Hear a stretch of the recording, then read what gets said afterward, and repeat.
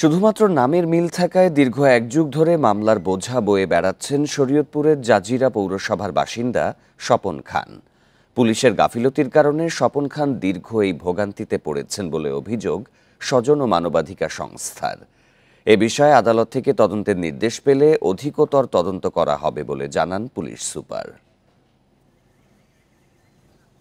দীর্ঘ এক যুগ ধরে অপরাধ না করেও অস্ত্র মামলার বোঝা বয়ে বেড়াচ্ছেন জাজিরা পৌরসভার ৩ নম্বর ওয়ার্ডের কৃষক মালেক খানের ছেলে স্বপন খান। পুলিশের কোনো অপরাধের তালিকায় নাম নেই তার। পরিবারের অভিযোগ, এক আসামির নামের সাথে মিল থাকায় গ্রেপ্তার করা হয় তাকে। মামলার নথি বিশ্লেষণ করে দেখা যায় ২০০৯ সালের ১২ ডিসেম্বর গুলশান থানার একটি অস্ত্র মামলায় আসামি করা হয় জাজিরা মুন্না ইউনিয়নের হামগাঁও গ্রামের স্বপন খান ওরফে সুমন খানকে। ২০১২ সালে ওই মামলায় গ্রেপ্তার করা হয় জাজিরা পৌরসভার মতিসাগর গ্রামের দিনমজুর স্বপন খানকে। সেই মামলায় ২৩ দিন কারাভোগ শেষে জামিন মিললেও মামলা থেকে অব্যাহতি পাননি স্বপন।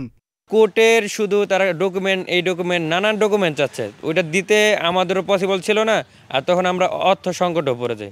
আমাদের এলাকায় যে স্বপন খা, উনি কখনো ঢাকা ছিল না। প্রকৃত আসামি স্বপন খান ওরফে সুমন খান সম্পর্কে খোঁজ নিতে হামগাঁও এলাকায় তার বাড়িতে গেলেও পাওয়া যায়নি কাউকেই।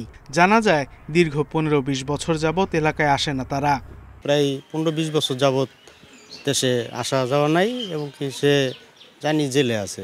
মামলার তদন্ত কর্মকর্তার দায়িত্বে অবহেলার জন্য এমন ভুল হয়েছে বলে জানিয়েছে মানবাধিকার সংস্থা।